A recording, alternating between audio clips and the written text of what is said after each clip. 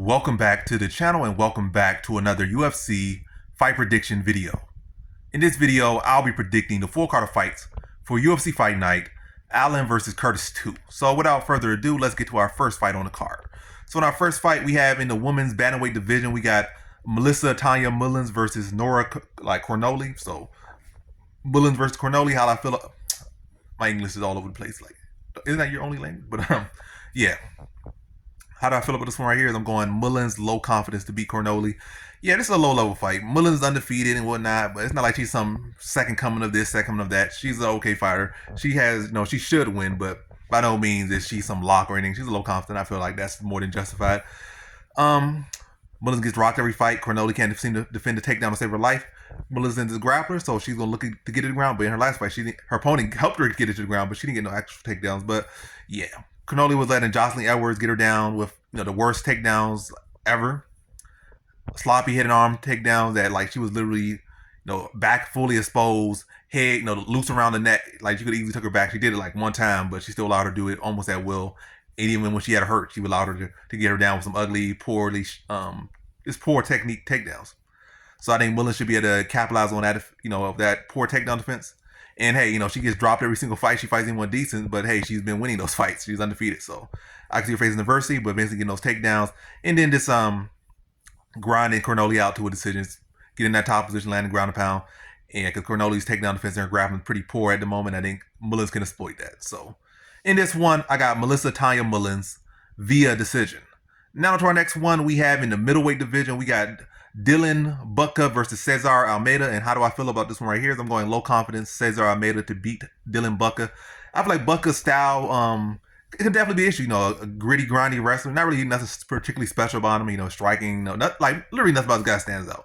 But hey, he's debuting and Cesar Almeida's debuting, and they could start to establish themselves as this, that. But I don't really think Dylan Budka's anything particularly special or will ever be anything particularly special.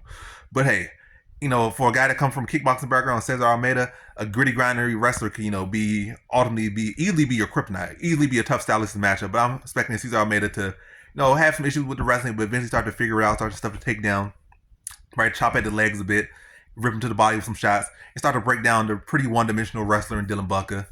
And I think he stops him second round TKO, really breaks him. I want to say third round. He breaks him down and then materializes stoppage in third round. But definitely gonna be a gritty, hard fight.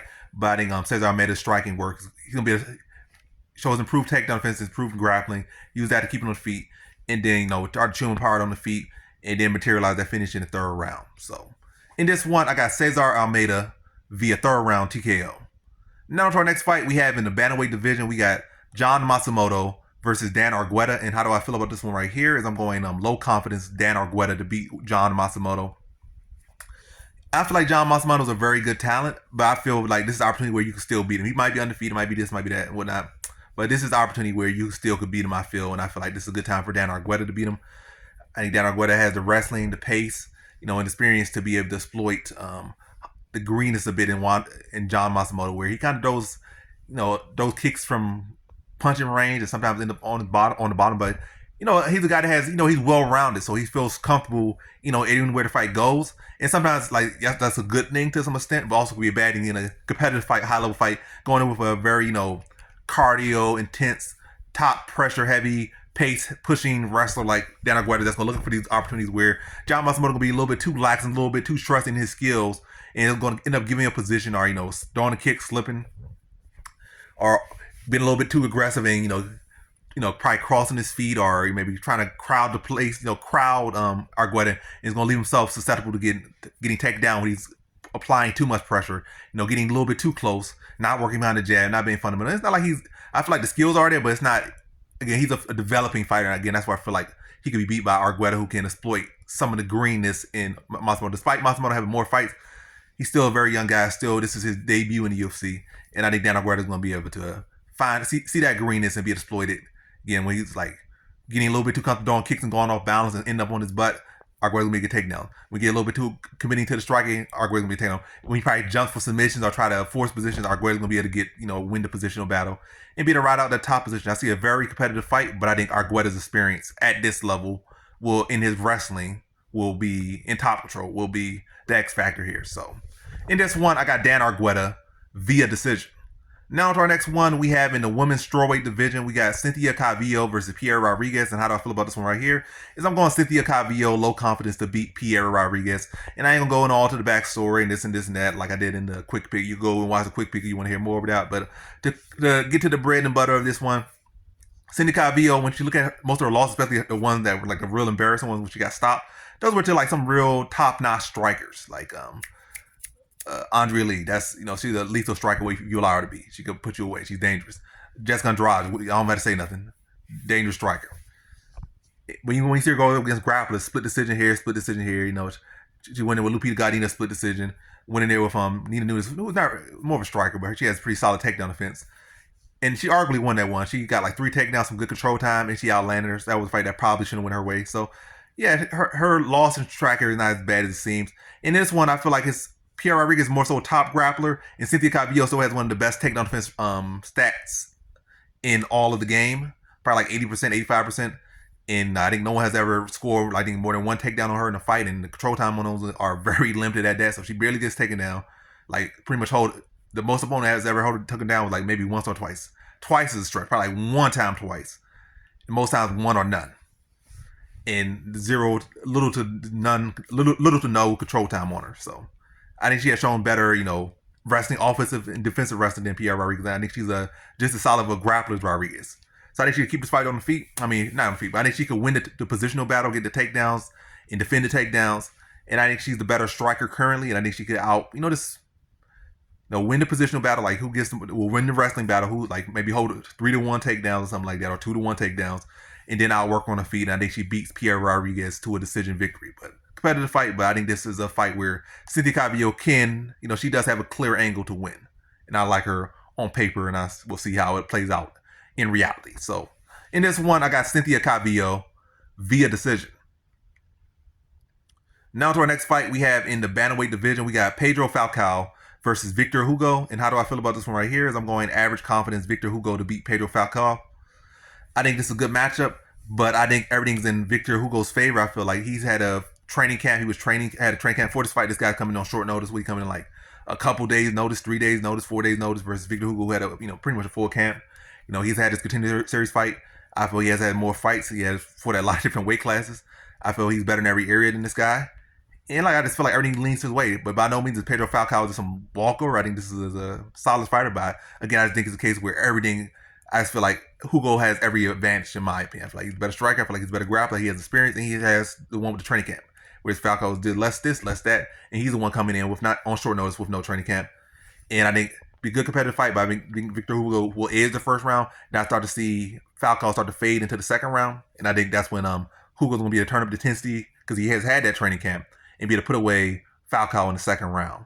So in this one, I got Victor Hugo via second round TKO.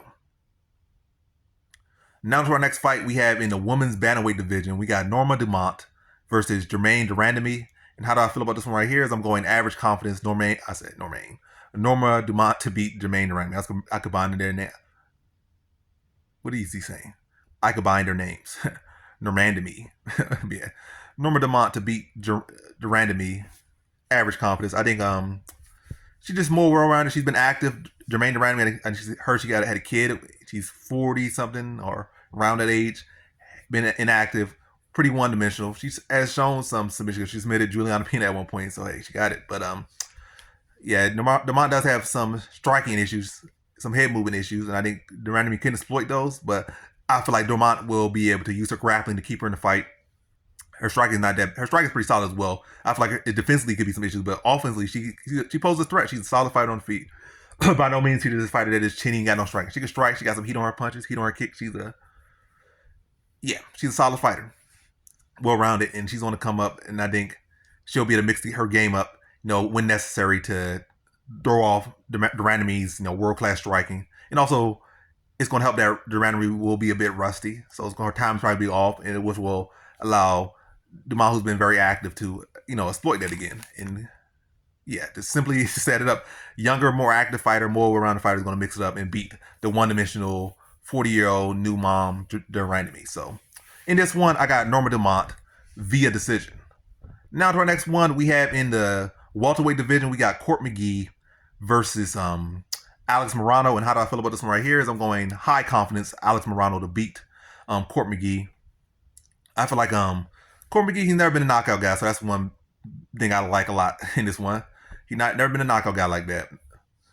He's up there in age, and now he's coming off 2 losses. You know, it's the first time in his UFC career where he's been knocked out. He's been knocked out back to back now.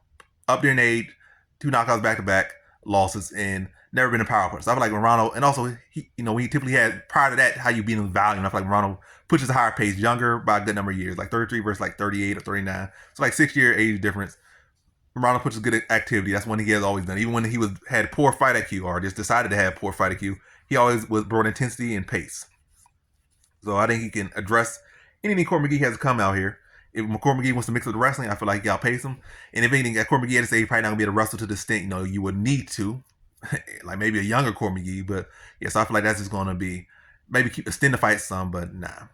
I think Morono's gonna be too fast and too aggressive, and yeah, it's probably be a good fill out first round. Maybe Court McGee trying to go for some takedowns when he starts to feel the pressure and start to get tagged with some shots, and probably have limited success with that.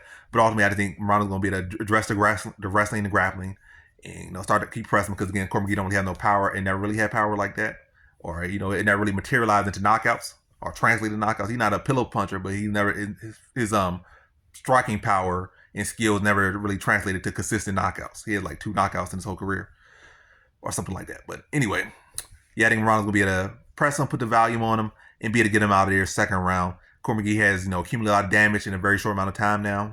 That he didn't happen in his early career, and now for this to happen this late in your career, it's like very hard to bounce back from that. And you're going in there with a solid competitor, Morono, who definitely will press that issue, and I think he'll capitalize on that issue. So in this one, I have Alex Morono via second round TKO. Now to our next fight, we have in the lightweight division, we got Trevor Peek versus Charlie Campbell. And how do I feel about this one right here? Is I'm going low confidence Charlie Campbell to beat Trevor Peek. I think Trevor Peek, he's very game, very, very game here. Got a brick head, and he brings the intensity. But I think Charlie Campbell's the more technical fighter. If he fights technical, I think he should win this one. But if he gets caught up in this brawl or takes his foot off the gas or get lackadaisical, all it takes is that, and Trevor Peek might put him on. But it's not even like Trevor Peek's that solid guy. You should see what's coming from Trevor Peek. But hey, sometimes people just don't see it. The guy's literally swinging from the fence. His head, big block head, gonna tell you what he's drawing next. But I guess everything's easier said than done. But it looks pretty easy to see what he's drawing. Very limited, very little technique on his side. Very sloppy. Just brings intensity. And I think Charlie Campbell is able to dissect him over the course of the fight smart, work behind the jab, work behind his teeps, and then materialize the finish in the third round. Trevor Peek ain't got no intelligent defense or barely any intelligent offense. So Charlie Campbell can, pick him apart. I think he can find that stoppage. I think he can find it in the third round. But again, he's game, but it's only so game you can be. The damage will accumulate. I think he puts some weight in the third round.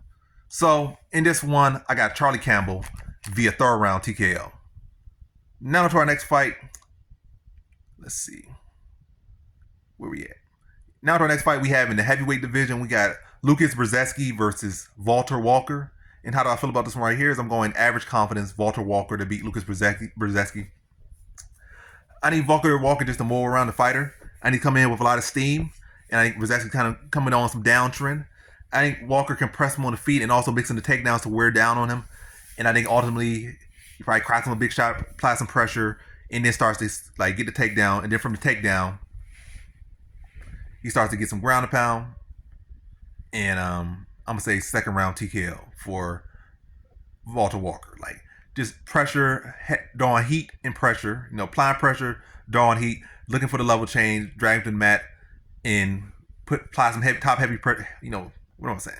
Heavy top pressure, some ground and pound, and gets him out of there second round. So in this one, I got Walter Walker via second round TKO. Now to our next fight, we have in the lightweight division, we got Ignacio Bahamondes versus Christos Giagos. And how do I feel about this one right here? Is I'm going high confidence Ignacio Bahamondes to beat Christos Giagos. I feel like what do I feel about this man Giagos? I'm not even getting all of that. High confidence Ignacio Bahamondes. I feel like this is a lot like the Zell Huber fight. I feel like he'll be able to use his length and pick apart Giagos from distance, having shooting, throwing sloppy overhands and spamming takedowns, or sloppy overhands and sloppy far out takedown entries. And Bahamondes gonna be able to see them coming a mile away and defend them pretty well. I'm not saying he's gonna shut them down completely. I'm not expecting him to shut them down completely, but I'm expecting him to address it pretty well. Probably holding to maybe like 1 or 2 takedowns and probably limited control time. Then pick them apart. Then have Giagos kind of hurt and kind of hurt, and reaching even more as he started getting tagged up. And then when he started getting tagged, reaching for these shots, I think Bahamondes is gonna snap on like a high elbow guillotine after probably stunning him, forcing him to panic wrestle even more, and make it even more obvious. Then the tall man jiu-jitsu, long limbs, get him that high elbow guillotine and taps him out, similar to Zellhuber, or similar situation where the tall, lanky striker is able to submit the more squatty grappler, and I think he taps him out. I'm gonna say second round. So in this one, I got Ignacio Bahamondes via second round submission. Now to our next one, we have in the featherweight division, we got Morgan Charriere versus Chepe Mariscal. And how do I feel about this one right here is I'm going low confidence Morgan Charriere to beat Chepe Mariscal. Chepe Mariscal is definitely a game fighter. Very, very game here. He can bring that intensity and he can push the pace on him, mix it up. And that's a very tough thing. And Charriere in his first fight, it's not like he came in and really beat a test. He came in and beat a tailor-made opponent. They wanted him to come in and look good, and he looked good. Now there's a fight that can make him look bad. Press the pace, for some high-level competition, fared well pretty against high-level competition. Same way as Charriere, they for some high-level competition, fared pretty well. Kind of similar levels, and this is a very good matchmaking here. But I think Morgan Charriere is the more technical fighter. I think he's more athletic, more gifted fighter, I guess. But Mariscal is the more gritty, doggy type fighter. But I think Charriere will be able to capitalize on Mariscal's aggression, be able to catch him with clean counters, use his footwork, stay mobile. And I think after back and forth, gritty fight, got to defend the takedowns, got to, scramble with him at times, to get back to his feet. And I think it's going to be a full mixed martial arts fight. But I think, like I said, it's going to be gritty, it's going to be scrappy. I think it's going to take place all over. It's going to take place on the feet, on the ground. But I think on the feet was where Charriere's going to get most of his work done. And I think it's where the crucial parts of this fight is going to take place. But yeah, it's a back and forth scrappy fight, maybe 1-1 going into the third round. I think Mariscal is going to try to press the intensity up even more. And I think Charriere's going to start already have, good reads on him by that point. And, be able to materialize that finish on him. Mariscal being over aggressive, catch him with a counter, hurt him, and then put him away in the third round. So in this one, I got Morgan Charriere via third round TKO. Now to our next one, we have in the featherweight division, we have Alex Hernandez versus Damon Jackson. How do I feel about this one right here? Is I'm going average confidence Alex Hernandez to beat Damon Jackson, or Alexander Hernandez to beat Damon Jackson. I feel like yes, simple and clean is the way you make me feel today, whatever case may be. Kingdom Hearts, whatever. But yeah, the way I feel about this one is I think Damon Jackson's pretty much a one-dimensional grappler. At times he has shown some okay striking, and really most times against guys that can't really strike themselves, like Pat Sabatini. But for the most part, Damon Jackson striking not really too much respected by anyone for the most part. No insult to him, it's just the truth. And I think Hernandez has solid enough takedown defense and solid enough wrestling to keep us on the feet, press him, and be able to put him out in the first round. Damon Jackson's a solid fighter for sure, especially when he can grapple you up. But I think Hernandez's wrestling defense is solid enough. And I think his grappling defense and all that stuff is pretty solid enough. Where he typically suffers, Hernandez against better strikers. He don't really suffer too much against better grapplers, at least not what I've seen yet. I think he did get submitted by, I don't know, but that was more so, he got outstruck in that fight too. It wasn't the case he just got, I forget how that fight went, but it definitely wasn't a case of, I've never really seen a fight, in the UFC where he got somebody that went out there, a grappling approach and took him down and just beat him that way. I haven't seen that from him yet. Again, I feel the majority of them have been people that have outstruck him. So I think he should be able to address the grappling, keep him on feet, press him, put him in his cage, or put his back to the cage, unload on him, and get him out of there late first round. So in this one, I have Alexander Hernandez via first round TKO. Now to our main event, we have in the middleweight division, we got Brendan Allen versus Chris Curtis 2. And how do I feel about this one right here is I'm going low confidence Brendan Allen to beat Chris Curtis in the rematch. Very, very tough matchup for sure. Chris Curtis has a takedown defense to keep him standing, and he should be the better striker. So, it seemed like he's tailor-made to beat him. He beat him before, so like he should beat him again. But I'm leaning to the younger fighter. I'm leaning the guy with momentum and the guy who I feel can actually, make waves in this division. I feel like Chris Curtis, he has the ability, but I feel like he just has kind of inept in as far as his ability to really climb this division and really, pose any threat to the belt or anything like that. I feel like Allen could, potentially win the belt in the future. I feel like Allen could potentially do that, but again, low confidence because this is a tough stylistic matchup for him in a loss, matchup that he has already lost before. But I think this time Brendan Allen will be able to mix up more. I think he'll be more perceptive to what the mistakes he made last time, and really just try to stay, keep his guard pretty high for the most part, and move his head, move his feet, right? Do some more teeps, and don't really give those clean shots to Curtis as much. And also look to mix in his grappling. Let the fight play out more. The fight ended pretty quick, not pretty quickly, but super quick. I guess it did end pretty quick, but the fight didn't get to play out. That's all I'm gonna say. The fight didn't get a chance to play out. I think Brendan Allen, if the fight gets play out more, I think he'll be able to mix his game a bit more. I think he'll get a little more comfortable, get his striking flowing a little bit more, and get a good sweat going in there, and start to get into his groove. And I think he is the more well-rounded, more technical fighter, higher caliber fighter. No insult to Chris Curtis, but I think Brendan Allen has more tools, and yeah, his biggest issue is just getting chin. If he can avoid the big shots of Chris Curtis and keep the volume pretty good and mix it up, I think he'll be able to do that. I'm gonna say decision here, but finish is definitely very likely for both people, especially Chris Curtis. So hey, look into that if you're betting. But yeah, I think Brendan Allen's gonna be able to grind him out. I think he'll be able to mix the skills, full skill set up, work the jab, work the teep, and then look to get the body locks. And even if he's not getting takedown, look to just really more so try to limit the shots coming back from Chris Curtis. Like now you start to get Chris Curtis thinking about more than just the strikes, more than just the tees, more than just the jabs.